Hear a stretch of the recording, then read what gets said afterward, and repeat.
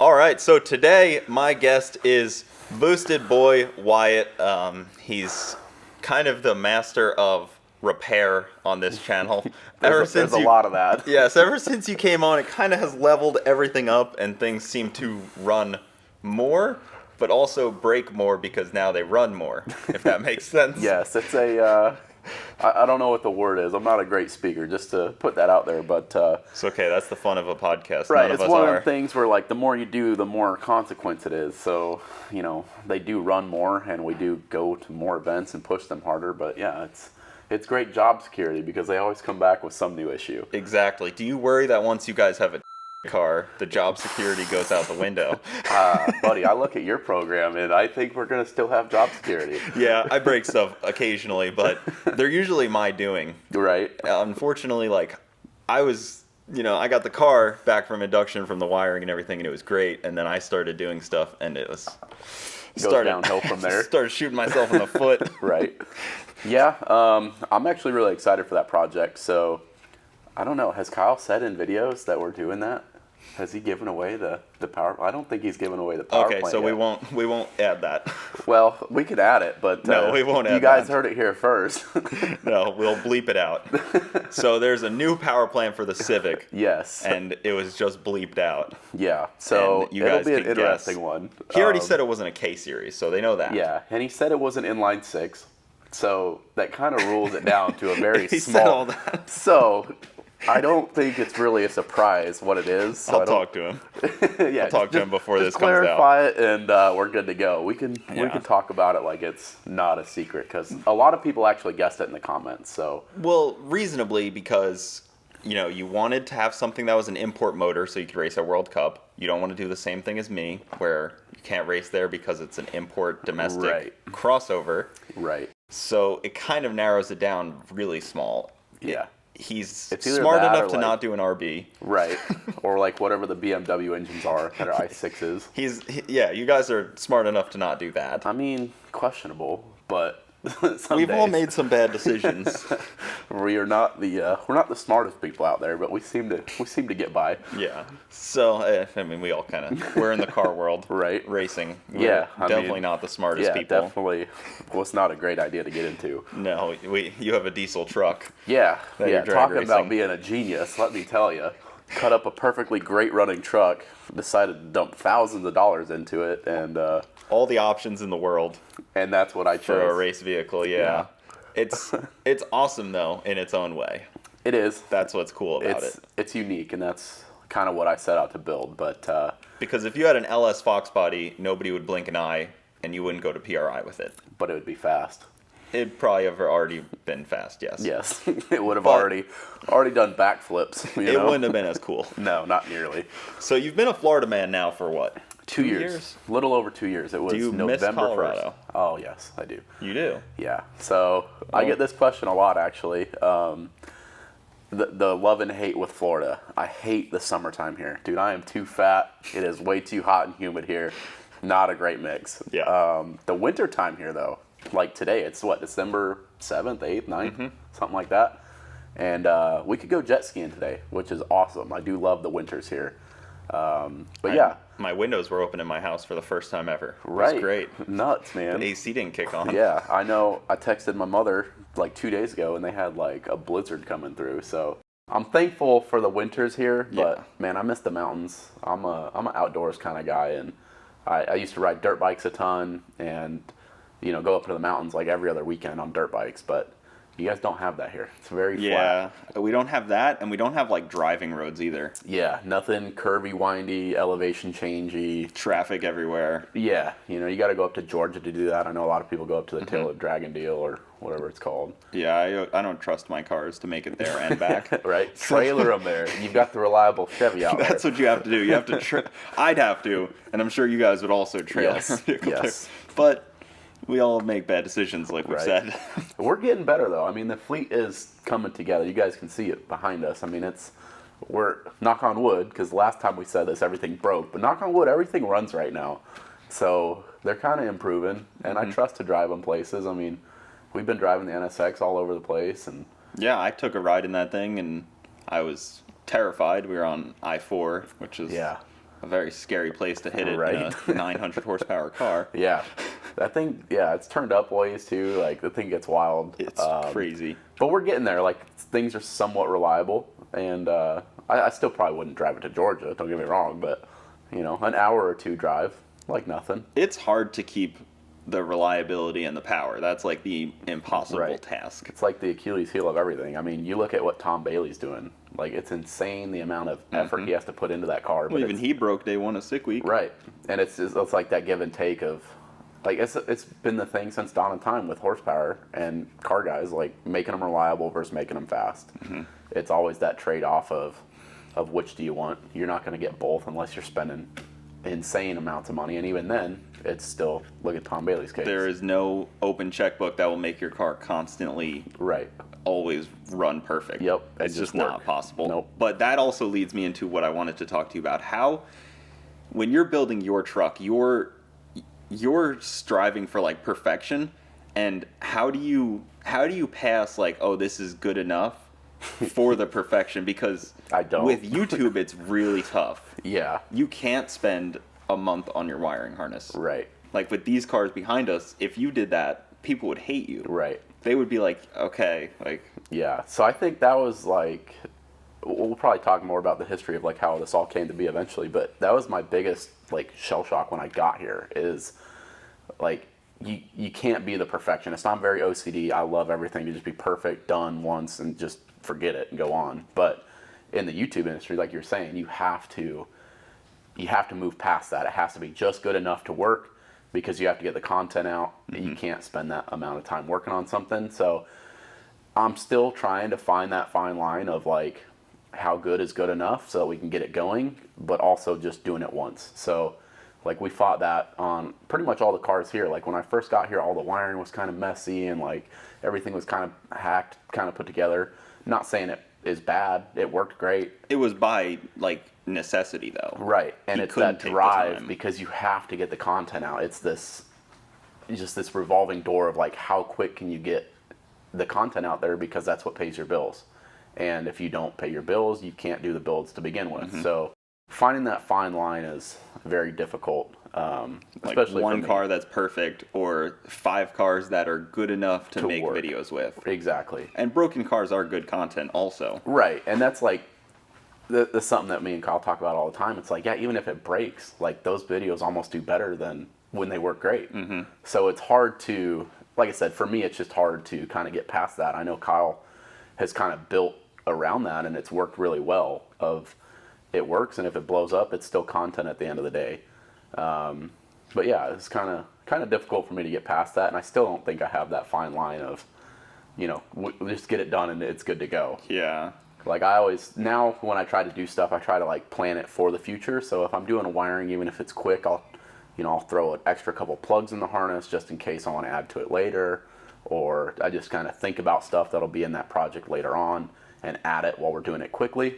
And then it makes it easier to expand upon it in the future. But yeah, I still don't think I'll ever accept that like, okay, this is good enough and like just let it ride. Well, because I see it on your truck where it's like you've been able to, because it has its dedicated spot, it has you dedicating your hours to it, it can kind of be a slow project kind of in the back. Right. Which is awesome to have. And like I kind of wish that I had that on mine where, you know, I didn't have to kind of rush as much. Right. Like a slow term project, but it's so tough to have that balance because, you know, you need the content flowing and. Right. It's, yeah, like you said, it's something you can't spend months to do. Right. It has to get done. And, yeah, with the truck, like, yeah, it's been a 3-year project. And the sad thing to admit is, like, even though I take time to do stuff the right way, quote unquote, I still go back and redo it sometimes because I'm just like, I'm not happy with it. Well, you learn doing it. Right. So. And then you just want to redo it because, you know, hindsight's always 20/20. So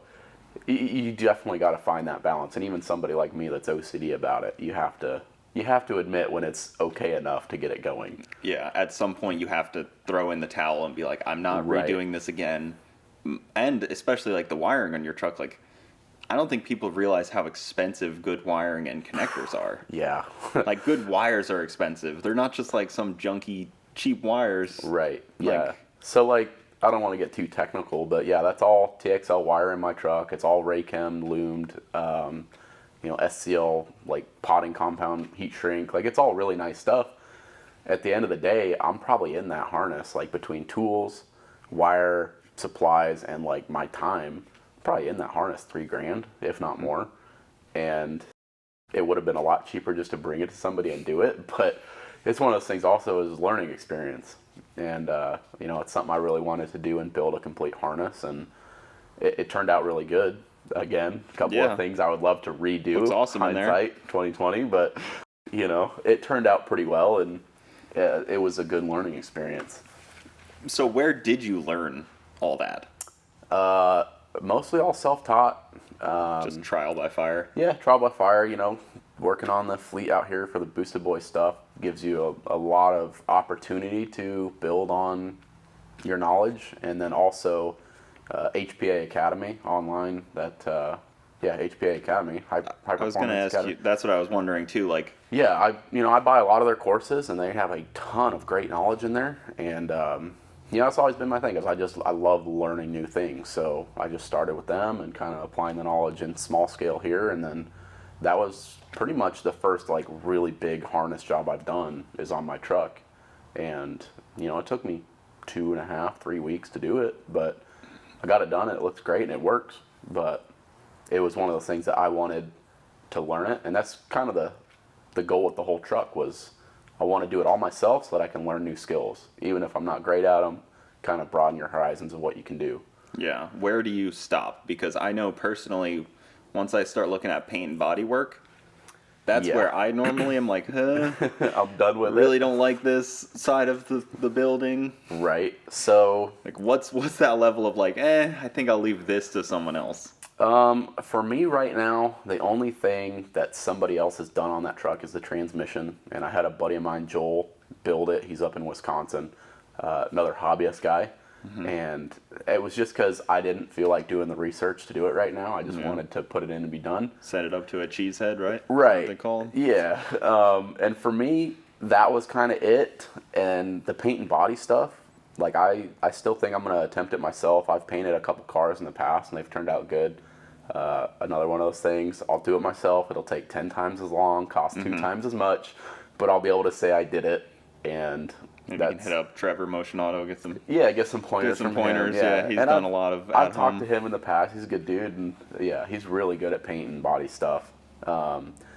If it were like patch panels or like patching and painting and like color sanding and stuff, that's above my pay grade. I'm like out. Blending and right, not me at all. But to paint a whole truck and be good to go, like I'm confident in that. Thankfully those panels aren't too intricate. Yeah, no, they're nothing special. They're like some big sweeping panels. They're not like some like little areas that you got to get into. Yeah, and I don't again know the word for it, but I kind of dove in heads first on my first car that I painted. Is I decided to paint it jet black, and black is the most difficult color to paint.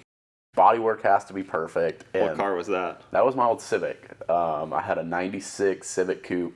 Painted it in my old shop in Colorado with my dad's help, and it turned out really good, but you could see every little imperfection, and it made me realize like a good bodywork guy is worth every penny. Yeah, because they can make it happen. And I spent it was really a tough experience because after I got it painted, on my last coat of clear, I freaking orange peeled it.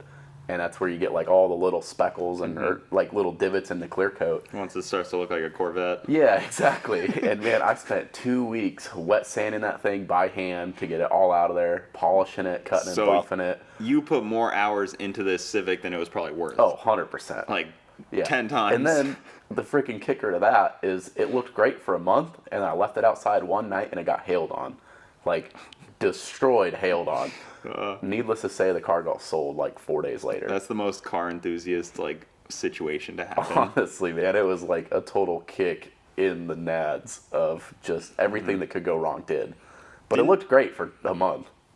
Didn't you guys have like a Civic up there that was yours that you had built and modified? That was like a junk one that you guys were like destroying. I feel like I vaguely remember one that was like a snow Civic. That's what's I kind of envy a little bit about Colorado, the snow fun in the winter. Yeah, so I don't recall like any of the Civics. Kyle's had a lot that we just beat the heck That out may of have in the been it. snow, and yeah, that is something I do miss. Is man, we'd go down the highway and just out of nowhere just pitch like the Wago van. It's tucked back over there. You guys know it, the blue one, and we just pitch that thing into a 360 just on the highway going down the road because there's nobody else out there. It's 1 in the morning.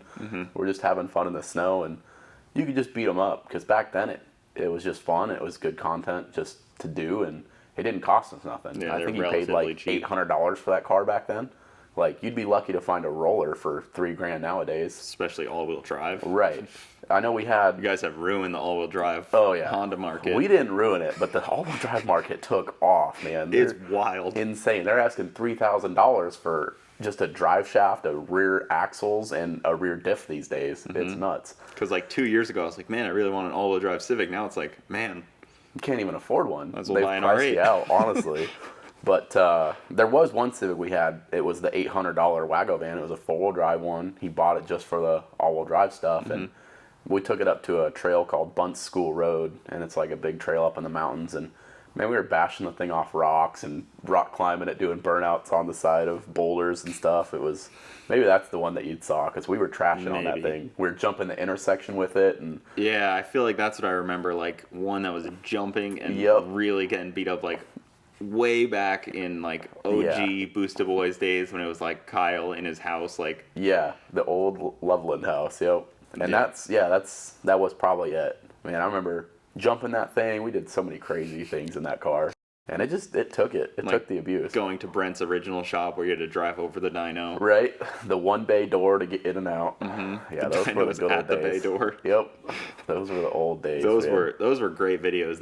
That content is like memorialized in YouTube history at this point. Honestly, I love like getting the Snapchat memories of stuff that we used to do at that old shop. Like I just got one the other day of when my car was on the dyno for like the first time. It was the old Integra DA, and it made like 300 horsepower, and I got the memory of it sounding like it exploded on the dyno. The rotor cap came loose in the distributor, and it was like sparking at totally the wrong time and shooting huge flames out the exhaust, and it was always a party there, man. I think that's the car I'm thinking of. I've heard about your DA a bunch of times. That thing was hood. Yeah, that's the car I'm thinking of because I've heard you guys reference your old DA a bunch of times, and I'm like, man, that car sounds like it's got some history. Dude, it was a hoopty. So I bought it, and it was a giant lard, and then decided to put a B series in it, make it 600 and something horsepower, and to tell you how bad it was, there wasn't a single panel on it that wasn't dented to heck, didn't line up worth nothing, scratched, absolute clapped. But it was a great car. It was fun. It kind of got me into the Honda scene. I still think my favorite memory with that car is we were driving it one day. We were doing like 140 mile an hour pulls down I-25 in Colorado. And then literally the following day, I was driving it to lunch and the wheel fell off the front of it. And I parked this thing through a ditch in a fence. And it's just so crazy because the memories come up on my Snapchat. Yeah. And it's like that day it's the pull videos, and the next day it's the thing in a fence. It's like, oh man, I really almost died this time. Right. You're like, that could have been real bad. There's quite a few times in every car guy's life where, man, I really almost died that time. Right. And you escape it, you live and you learn. And tell you what, I double check lug nuts nowadays. I think Kyle gets almost annoyed that I try and go around and torque them every time a wheel comes off. But there's definitely two types of people in this world, ones that torque them and ones that use an impact. Ugga-dugga them. Kyle's the ugga-dugga guy. I go back with a wrench just to make sure. Just, you want to hear that tick? Yep. At least a couple of them. Right. It doesn't have to be all of them. Right. At least 2 of the 4 were good. Yeah. The Ugga-Duggas do a pretty good job, though. I mean, we use that Milwaukee. You can go overboard. You could break a stud right off. We rip them right off, man. But I've never had one come loose from the Milwaukee. That thing gets down. I always think, at least like with lug nuts, like I've seen some 240s go real fast on 4 studs, and some Fox bodies that I'm like, I got 5 of them. They're tight. I'm doing a little better. Yeah. I mean, you look at Beater Bomb. He's like 4-lug mafia, man. He gets down on a 4-lug. At least back in the old days, I remember seeing videos of it. Like, I also remember seeing now he isn't, but he was. I remember seeing a wheel with an axle shaft go down the track too. So you know. Yeah, I've It's seen one that of them happen as well. I've seen a couple people launch the whole thing out. I feel like I've seen some diesels do that too. Yeah, diesels are notorious for breaking stuff like that. Driveline components are, Yeah, like they don't handle. what's that event called? Because you were at that event, and you got hit with a piston, right? The Ultimate Call Challenge. Yeah. UCC. UCC. Yep. I still think I have the best video of that, man. We were real drunk up in the stands, and if you guys have seen the videos, my hands don't twitch a bit. And this piston lands one row in front of me. Yeah, what were you, 500 feet away from it? At least. You guys can go to Indianapolis Raceway, or whatever the drag strip is there, and look at the P in Indianapolis, and there's a dent through the sign, and that's from the piston that hit and then fell back into the bleachers. And that was quite the experience, but yeah, diesels just love to blow everything up. I love that too, because it's like the challenge of like, I'm gonna blow it up, but how much power can I make doing it? Right. It's like before it lets go. It's like the ultimate paper racing ever. Yes, it is. But it's great to watch, and the fans pack the stands for it. It is great entertainment for sure. You know, the diesels on the dyno, like you said, it's literally just a contest to who can blow them up, honestly. We try not to, but it's inevitable. Yeah. Every year you go there, there's at least one good explosion that'll go viral from it. And that's your goal for your truck also, is to go there with it and Yeah. not blow it Not up, blow but it up, actually but go go down there. the track. Yeah, so I probably won't ever compete in UCC. So UCC, you have to dyno it, drag race it, and sled pull it. And to be honest, I don't think my truck would be capable in the sled pull. It's, you know, tubular back half. I just don't think it's got the strength. But Yeah, they do rip like the chassis apart, basically. right. But they do a couple of racing events like throughout the day there also, and that is the goal next year, to bring the truck out there, run ODR, which is Outlaw Diesel Revenge. It's the event it's the ODSS event there, but run the truck there in the 590 class and be able to enjoy the whole event. It's a great thing if you guys ever are slightly interested in diesel stuff. It's like the World Series of diesel. Mm-hmm. So. And there's a lot of like, I feel like the diesel world in the last year for drag racing has really taken off. Yeah, it's Like- kind of lit the world on fire, because we were just talking a minute ago about Ryan Milliken's car, that Nova, and it runs a tractor engine. It's a Cummins-based deal. It Yep. runs X275, and he just set the new mile-per-hour record for that class. Yep. And they added weight to him this year. Yep. They added a little bit of weight. I think he's still going to be competitive, but bring that mile an hour back down a little bit. Because that car doesn't 60 foot like the other guys do, but the back split on it is insane. Like, And it it's- back halves like a friggin' Honda does. And it's like the most beautiful Nova Yeah. ever. Yeah, it is. And this man is just out here with Just the getting heaviest down. the heaviest Nova you can have, basically. For real. Yeah. And that car gets down really well. I've seen it quite a few times, and it's awesome. Right. And then some of the Dodges, it seems like the Dodges, there's that white one I'm trying to think of. I feel like Is I've it seen that. like a Pro Mod, or is it a It's truck? like a or? Pro Mod truck. There's quite a few trucks, I guess. Yeah, you're probably thinking of Ziegler's, the one that made 3,000 something on the dyno, Yeah. the white Dodge pickup. Mm-hmm. Yeah, so he was actually in the same booth as me at PRI, and it's insane what they can do with these. I mean, granted, there's other engines out there that make 10,000 horsepower. You look at Top Fuel, but for making 3,000 horsepower, 3,000 foot-pounds of torque out of a diesel 6-cylinder, like, it's pretty impressive. And going back to like how they're really putting a name for themselves out there in racing, you know, look at Derek Rose. He's coming down for the Christmas tree race, and that's a full-size Dodge pickup that runs 440s in the 8th, like at 170 miles an hour or something. So they're starting to come around. They're starting to get them figured out, and I think here in the next couple of years, the diesel scene's really gonna make a comeback, because the last couple of years it's kind of been almost tried to been phased out, I feel like. So one of the things that I've always been like so surprised about by the diesel stuff is like race gas. Is the race diesel starting to come? Because like a few years ago I felt like it was just like, I talked to somebody and they're like, yeah, it's just pump diesel. Right. And I'm like, that seems terrifying to me. Yeah. So there's a couple of companies that do race diesel stuff. You got to run a lot of additive in it because it's very dry. If you guys have ever felt diesel, it's very slick. It's got a lot of lubricity to it, and it's slimy, and it doesn't evaporate. This stuff, if you pour it out and you come back the next day, it'll be evaporated. So There is definitely. So it's probably got some alcohol base. Yeah, I don't know it, what the whole deal is with it, and I don't know if there's really any advantage to it. Just a lot purer than pump diesel is. Consistent is what I would think. Consistency I'd too. be so worried about consistency when you're making that kind of power. Right, and you get methanol, and it's like that whole thing of methanol is the same. Right, it's your tune-up's identical, not going to change. barrel to barrel. Yeah, and that's the crazy thing too with diesels. I mean, the tune-up. Like, even if you had inconsistent, I mean, they run off detonation anyways. So I think for your average show that makes 1,500 or less, I don't think it's a big deal to worry about going with like a drum of diesel. But I guess if you're on that level of, making 3,000 horsepower, they like it for the consistency. Yeah, it's just one more variable that you're dealing with. Right. Yeah, just eliminating any factor. And in tuning, you're really not controlling all that much. Yeah, no, not really. You're really just controlling the amount and the timing of the injection event. You don't have spark plugs or anything. The injection of the diesel is what ignites does your power throw, whatever. It forces your ignition.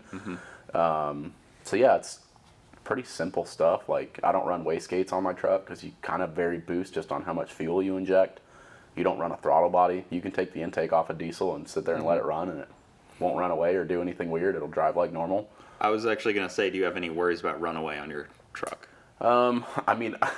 Is there anything you can do to counteract that? Yeah, so the only thing... So runaway on a diesel is when it basically picks up like a oil or a transmission fluid kind of, and it keeps running on it? Exactly. So it'll run on pretty much anything that's combustible as long as it's hot enough and fed into the engine. So most of your runaway diesel stuff, at least on common rails, is from turbo explosions, and then it just feeds engine oil into the intake, and it will continue to run wide open on its own engine oil until it starves itself and shuts down.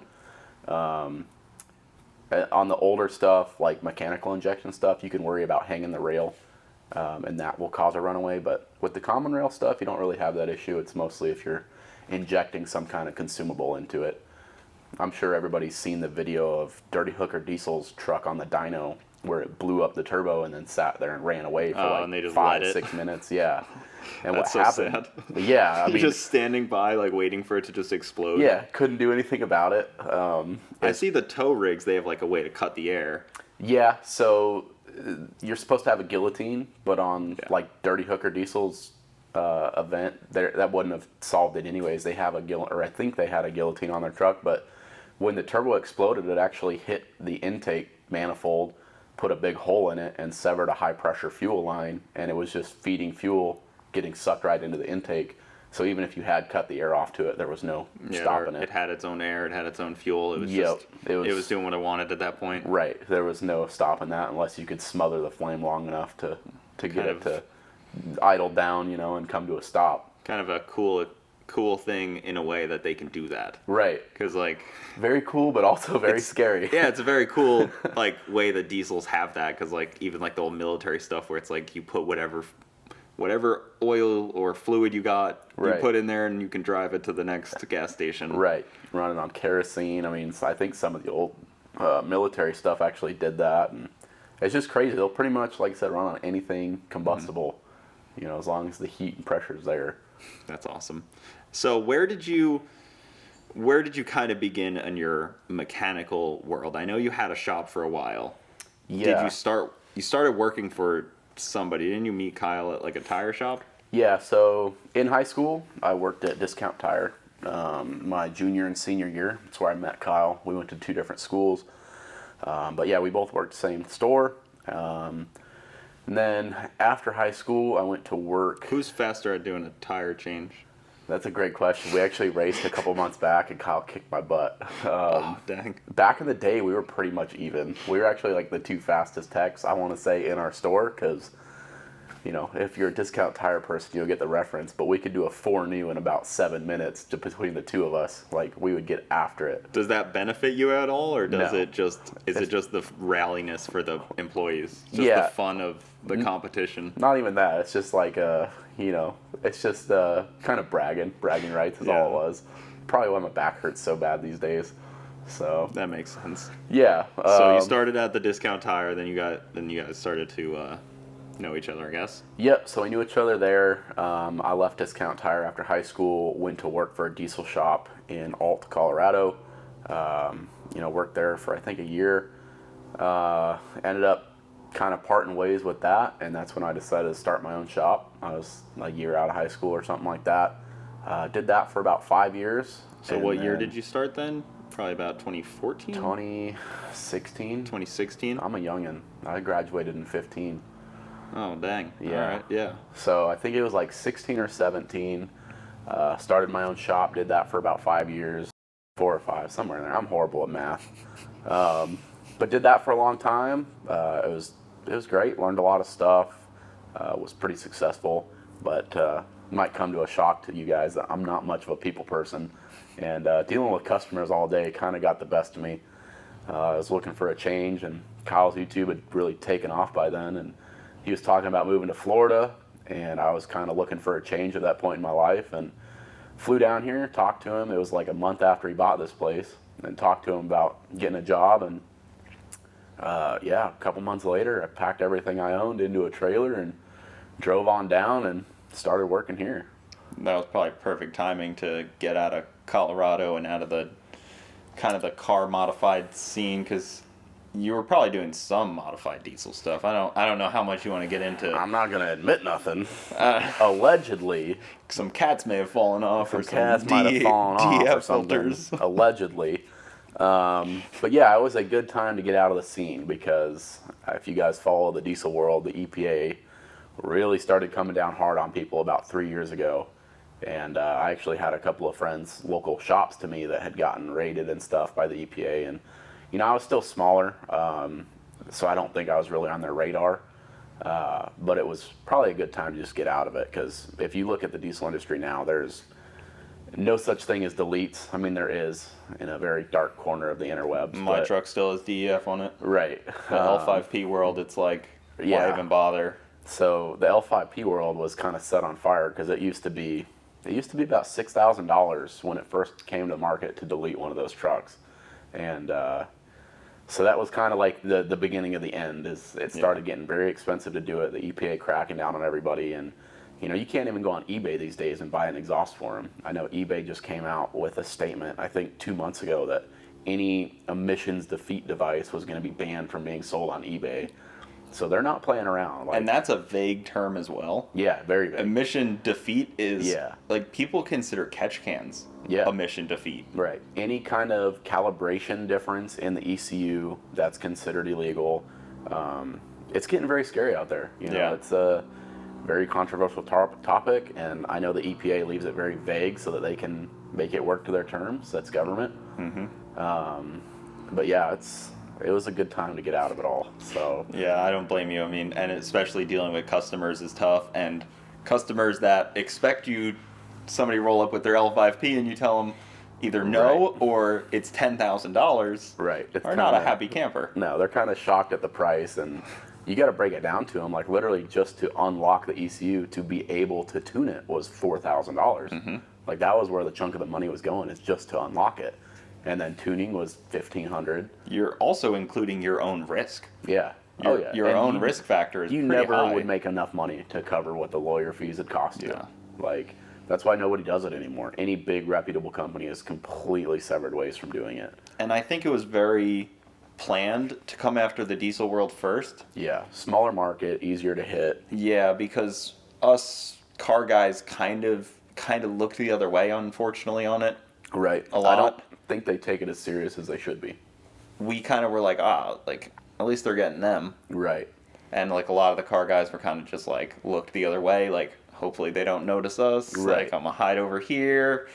But then it kind of flooded over, and hopefully the race stuff can continue with the diesels, because that's where the cool stuff happens. Personally, I don't need a street car. If my car can go on the track, I'm happy enough. Right. As long as they can sell the parts. And they could, like, that's what I want. Like, I'm perfectly happy. I don't need to go rip on the street. Doesn't help me at all. But let them sell the parts. Right. And I think that's something that I really matured and realized. So when I was doing my stuff, I was a younger guy, and I was all about having a smoky 700 horsepower street truck, just going out there and being stupid and young. But as I've matured, I've realized, like you, I don't need a fast street car. I drive my bone stock, barely running CRV on the street. I'm content. I have my bone stock LML out front that I will tow the race truck to the track with. And I'm perfectly content with that, especially with the way everything's going these days, you know, all these takeovers and stuff. And it's just a bad image for the whole car community. So I like you said, I'm perfectly content with just going to the track and being able to run there. And I wish they would put in language that will be exempt. Like, give us an avenue to be able to do that completely legally and go after the people that aren't doing that, but leave actual racing and motorsport alone. Because even these drag and drives, like, they don't realize we're driving as slow and as cautious as we can on the street because most of these guys are on pump 93 and can't make more than 500 horsepower without blowing up their car. Right. Those guys are the most cautious street drivers there is. Right. And I think that's like also another side of it is, you know, they're not out there racing. They're not out. And I'm sure the EPA doesn't care about, oh, you're driving safe. Their concern is the emissions. But if you're on a pump gas deal, these guys are leaning them out way far to get as good a fuel mileage as they can get. You know, it's not like we're out there causing a ruckus. And it's such a small drop in the bucket of what climate actually is being affected by. Yeah. So I wish there was an avenue that they would just come out and say, you know, this is legal, this is what's not. If you guys are being safe and responsible or whatever, go do it. Well, if you think about like a car like the MR2, how many hours this year do you think that car was at wide open throttle? So small. Like such probably less than an hour. Yeah. Such a minuscule amount of time. Like my pickup truck was at wide open throttle more. Right. Oh, my the CRV especially. Like that thing's wide open throttle to even get on the highway. Yeah. So it's funny when you think about the time at wide open throttle, and the faster a car gets, the less time that car will see at wide open throttle. Right. I mean, you think with the MR2, we're doing 8 seconds at a time.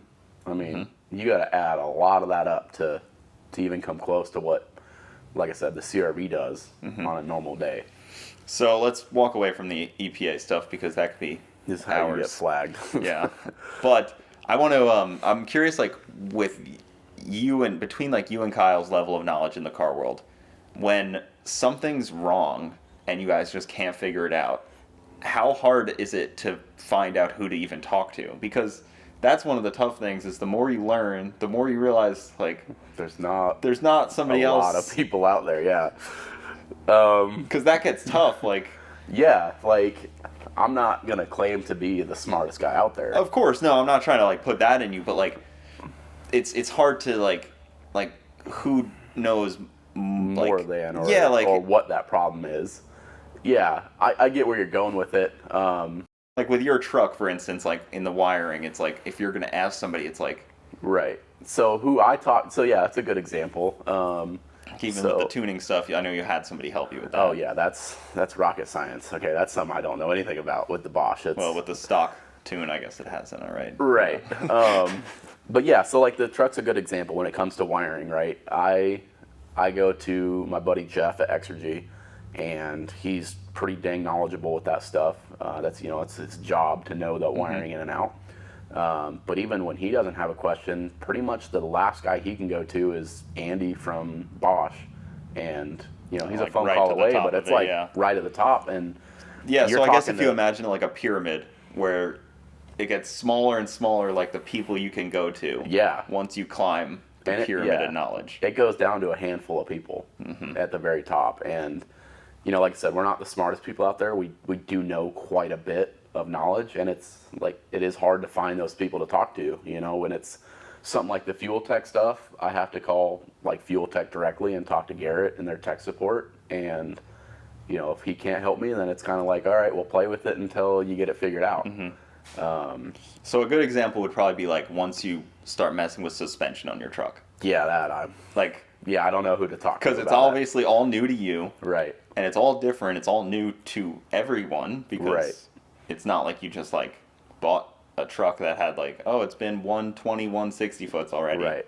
It's not like I bought a chassis from Tin Soldiers and it's set up ready to go. Exactly. Like, where do you go with that? Because you can ask a bunch of people that race cars, but like they don't race an all-wheel drive diesel at 4,200 pounds that has a pretty high center of gravity. Right. So that comes down to just knowing people in the industry, and even if they're not like shops or like tech guys, like I know I talked a lot with a buddy of mine named Buddy, and his truck's pretty similar to mine, and he's given me a lot of good pointers because he's been in that game. He made his truck work pretty well, and it really just comes down to honestly talking to your peers that have done it before.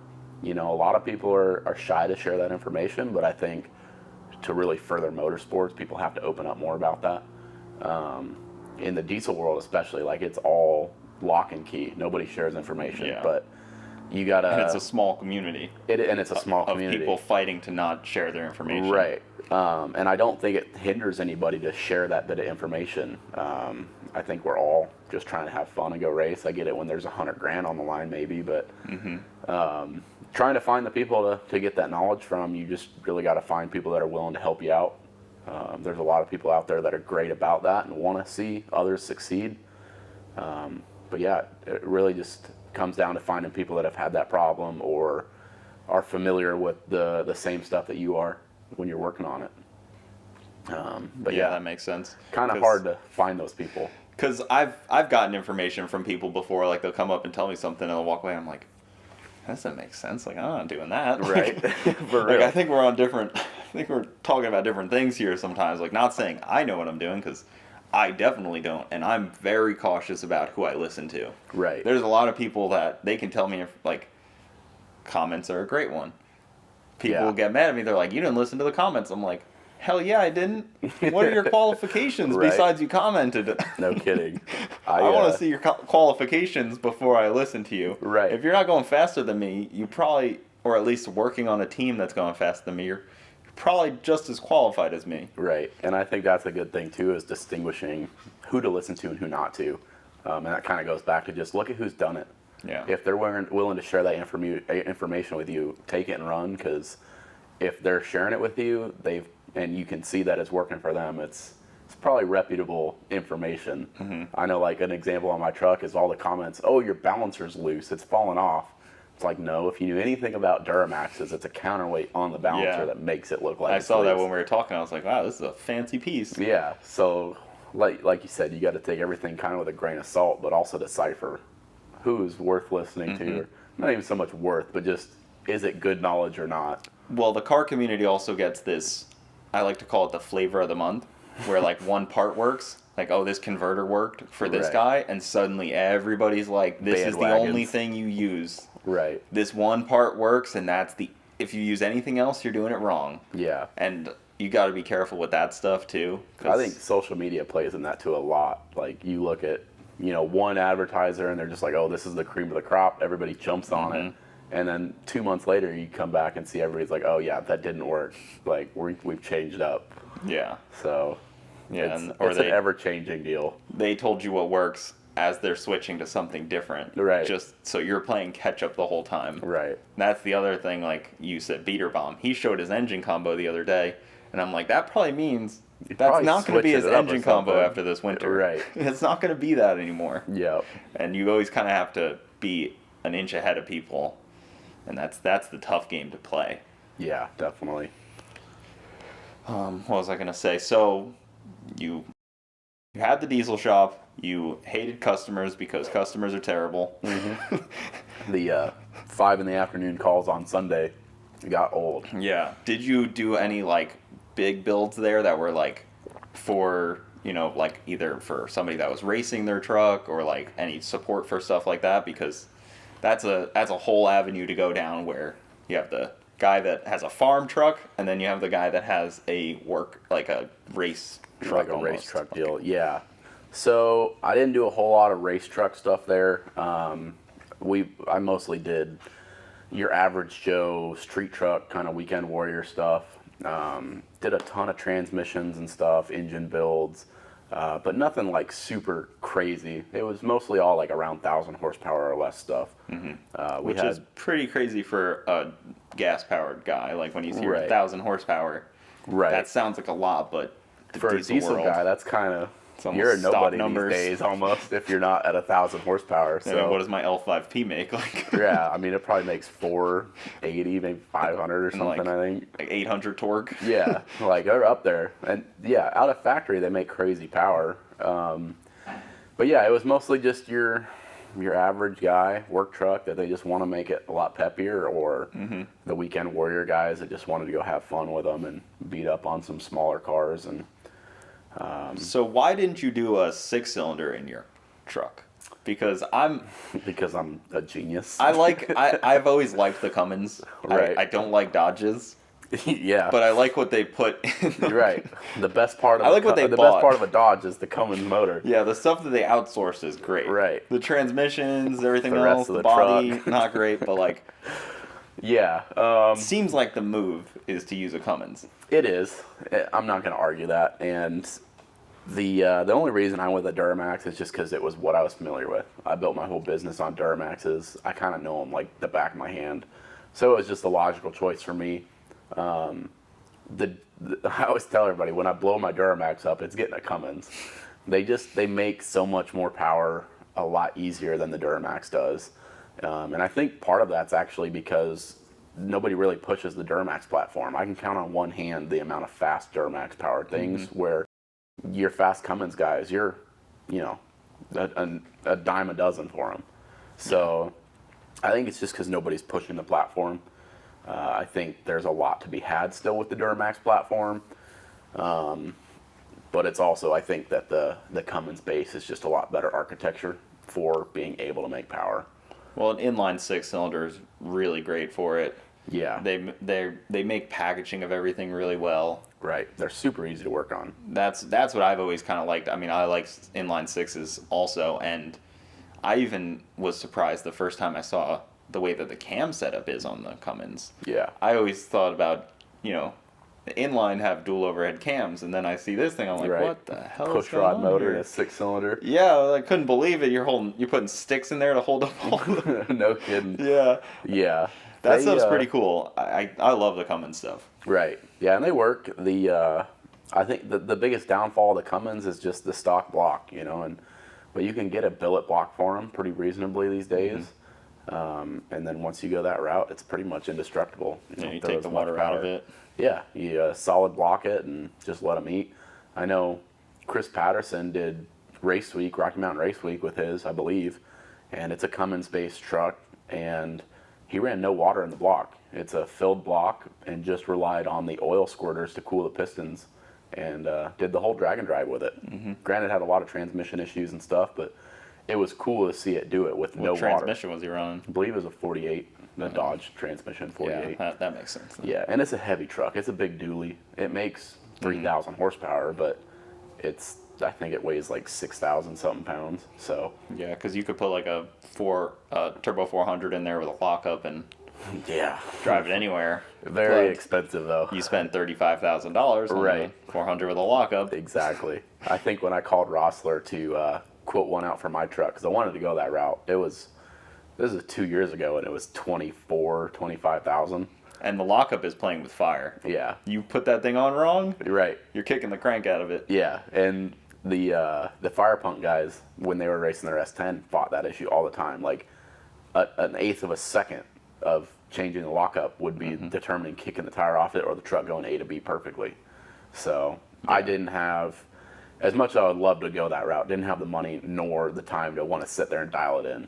I wanted something that will do good enough, still be reliable, not a ton of money if it breaks, and not be super finicky. Because you got a 4L80 Yep, with, 480. is that an all-wheel drive or a four-wheel drive transfer case? It's a 4-wheel drive. So it's divorceable. I can put it in 2-wheel drive or 4-wheel drive. Because there is like a all-wheel drive similar version that some trucks had.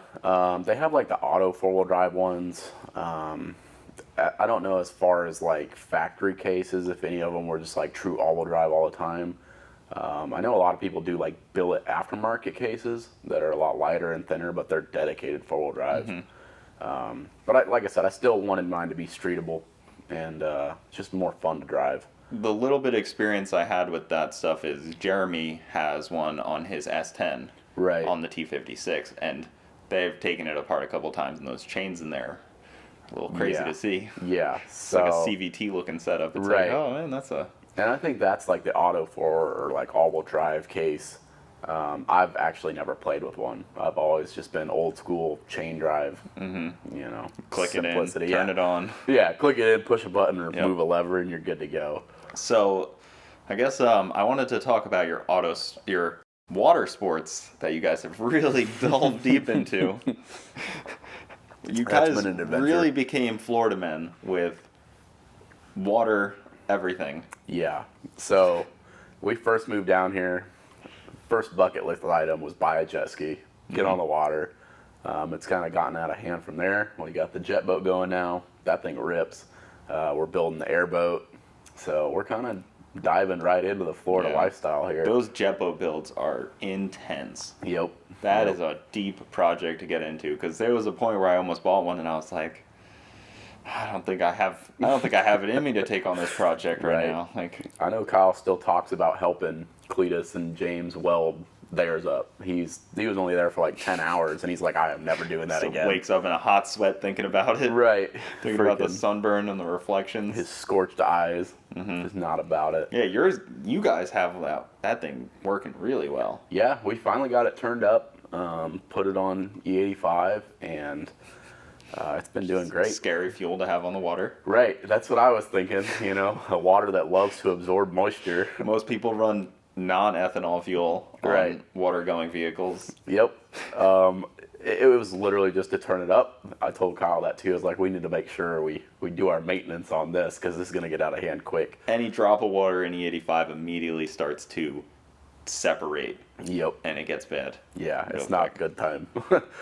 So, yeah, we got it ripping. We took out Cletus and his boat, which is really cool. And that was when it ran 54 miles an hour. Now it runs 64. It's funny that's like the dyno. Right. Mile an hour. Yeah, that's all it is. That's how you can tell how fast or powerful. That's how you can tell how powerful it is. Right. Just mile an hour. Yeah, and that was what's crazy. You know, we texted. It's got a Scott water jet pump on it. We texted them. They're like, yeah, it probably makes 400 at that mile an hour. And then you look at fuel consumption, and it was like 380. And it was like right in that realm. And yeah, I guess that's awesome about the fuel tech is they have that ability of kind of telling you. It's all calculated, and it works, man. It's very close. I think when we did it on the van, it made like 1,046 horsepower, and it used like 1,040 pound per hour of fuel. So do you guys plan on taking it up to like Colorado anywhere on some of those rivers? We've talked about it. I know Garrett was also trying to get us to go to Idaho with him. I'm not sure that we should do that because I've seen what happened to his boats up there. But yeah, I'm not sure what Kyle's plans are for it. I know we're just enjoying it while it's running good. You know, BoostedBoiz way. It'll break eventually, and we'll have to do something with it. But so let's talk about sick week with the truck. Oh Lord. Okay. Now, if it even makes it. Well, lucky enough, it's in Orlando. I guess you guys already kind of dealt with that because race week was in your backyard to begin with, and you know how grueling it can be. Yeah. You can have a really easy experience on sick week, or you can have a really brutal one. Nightmare. Yeah, last year was like the total scene of that is our car. For once, we had zero issues, and then I look at Jamie and Shane, and they fought an uphill battle the entire week. And yeah, it's a lot. It's such a roll of the dice on that type of event, but they're so fun to do. Even to just like go with a car that can just kind of follow around is like a blast. I'd almost rather just do the sick ward and just drive around and not worry about breaking stuff. Honestly, if it would be worth it for me, I would just take my CTSV and go run like 11 second passes. Right. But everybody would be like, this sucks. I don't want to see you do this. Like, get out of the way, dude. Yeah, it's like the double-edged sword with it is a lot of guys want to go out there and run 14s. And I would love to do that too. But I know that they were trying to get sick week more oriented to like the fast guys. I know my game plan going into it is I'm going to probably run 10-0s all week. I know it's going to make some people mad, but I don't want to work on the truck. I want to I want to drive it, go track to track, run my 10-0, not abuse it, and then just go on, and maybe the last day turn it all the way up and see what it'll do. But yeah, because you have the difficulty of also having to get nitrous and having enough nitrous with you. I don't know how like fuel economy wise will be on your truck, because you don't have a huge tank. No, it's got 15 gallons. Okay, so that's pretty good, but it's not terrible. I don't know how much it drinks, I guess. Yeah. We'll learn soon From what enough. I've talked to other people with similar setups, it should do probably around 14 to 16 miles a gallon. Okay, that's pretty solid. Yeah, not terrible. The nice thing is just rolling up to any diesel pump and getting fuel. I know that's something we fought in the hatch last year is E85 availability. I think when we went up to South Georgia, there was not a single gas station with E85 from Daytona to Georgia. So we brought, I think, 4 extra 5-gallon jugs of E85 to make the trip, and we didn't have any issues. That ride was the worst. Yeah. That's where I died. Right. That's what killed the Mustang. Yeah, I remember that. Georgia to Bradenton is Yep. what killed the Oh, Mustang. the Georgia to Bradenton was rough. I think they're going to change it up this year, so it's not just straight from down 75. That's Honestly, a tough ride. Yeah, I'm surprised the hatch did really well. We cooked a couple of axles. I don't know why, but the rear axles would just get so hot that they'd start like locking up, and that was our biggest issue we fought. I know we put 2 of them in on the drive from South Georgia to Bradenton, so that was like the extent of our problems. But that I think that highway drive, I don't think any of those cars are really sorted enough to just sustain 70 miles an hour. You're You know? either sorted enough to do it, or you just don't pay attention and don't care and hope for the best. Right. That, or you're the guys doing 40 and you're just cruising and You it just works. Put a piece of paper over your dash and you Right. just drive. Don't look at anything that's going on the screen. Yep. Until it stops moving, there's not a problem. Exactly. It's just a number. I left my Mustang at a truck stop and I was like, please be there when I get back. I was like, if it's not there, Not really a loss. Yeah, exactly.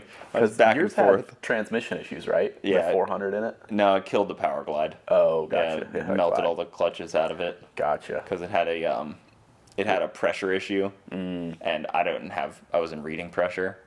'Cause Gotcha. I don't have many sensors in that thing. Might as well be carbureted. Yep. Yeah, I remember you having issues with that. Yeah, and, that was fun. Having to get a ride back. Put a Right. trans in day 1, broke the trans last day. Right. And I think that's going to be my biggest issue is transmission stuff.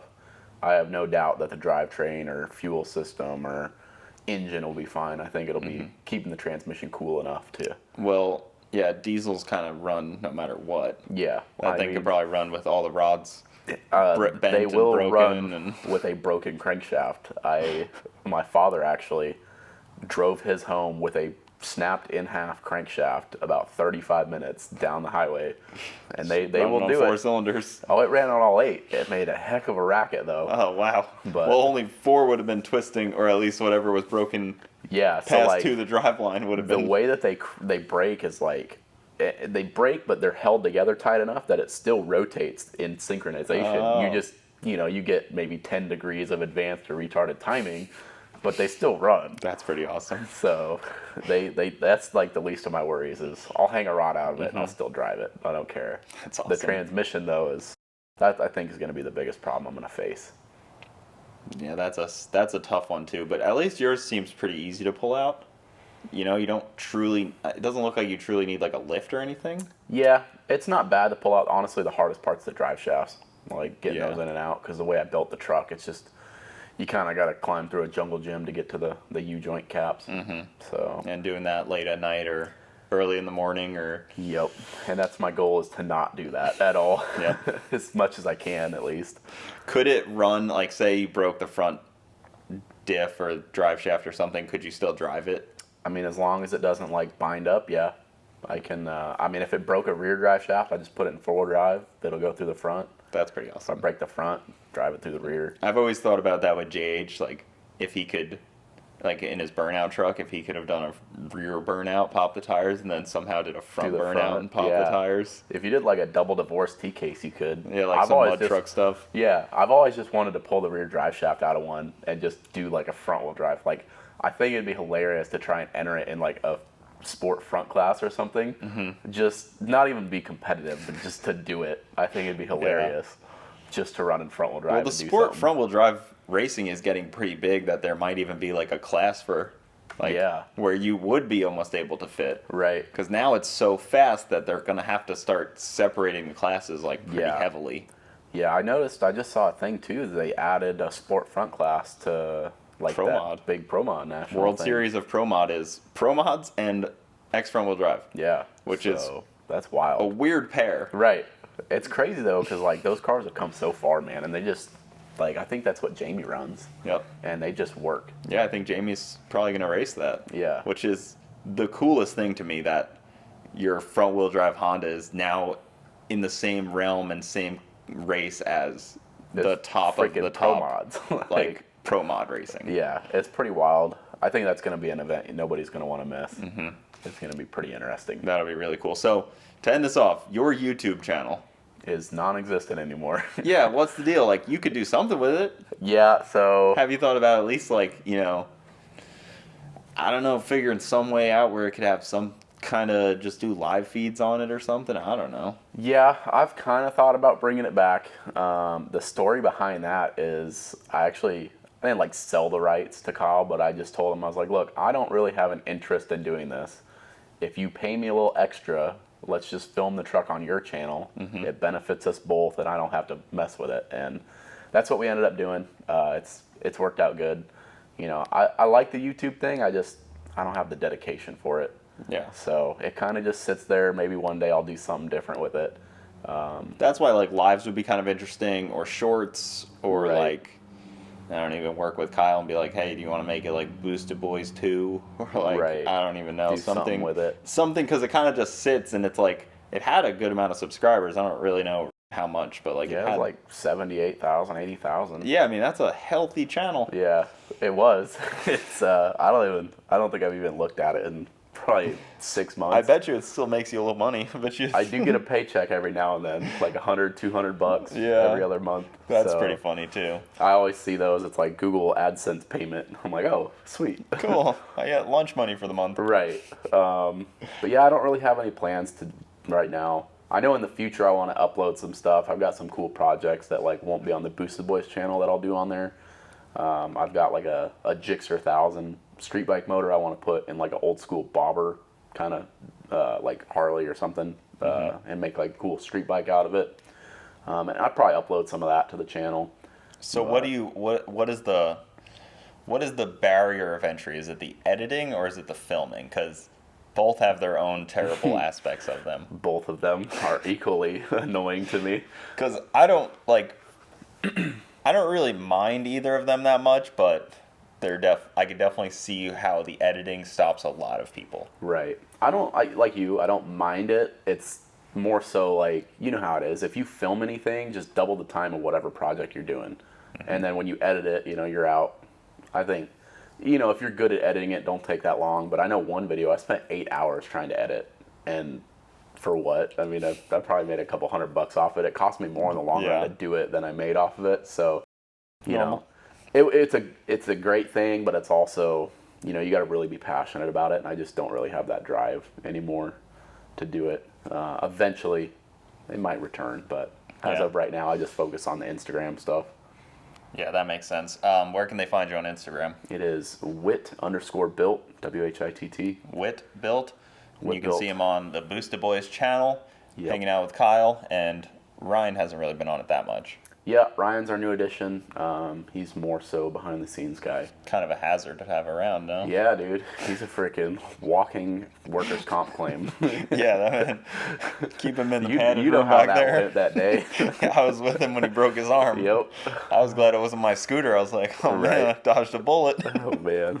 That was fun, though. That was such a good day. We have to do that again. Yeah, Sketchy's been asking me to like go ride around like St. Pete or something or Clearwater. Well, let me know. Just be a menace. I'm down. We should do a podcast on the scooters. I'll do that. You could just clip these on and we can. Yeah, man. Yeah, so Wyatt's the go. first one to actually clip one on, so let me know what you guys think. Yeah. Some people were saying, why do you hold a mic? And I just like to hold it. For me, I'm locking my hands down here. I'll be like Ricky Bobby. That's why I wanted to hold it, because right? I don't know what else I'm going to do. For I'm going to real. start twiddling with my fingers or something, but all right, that'll do it. We got about an hour going, so thank you for being on. It was really fun. We'll do another one. I'll Definitely. get Kyle in that seat at some point. But, Yeah. I appreciate you having me, man. It's been a pleasure. And it was super fun. So follow Whitt, follow Wyatt on all the channels and BoostedBoiz, and that's it, man. show my boy Cooper some love, too. Dude's a great guy. Hey, thank you guys.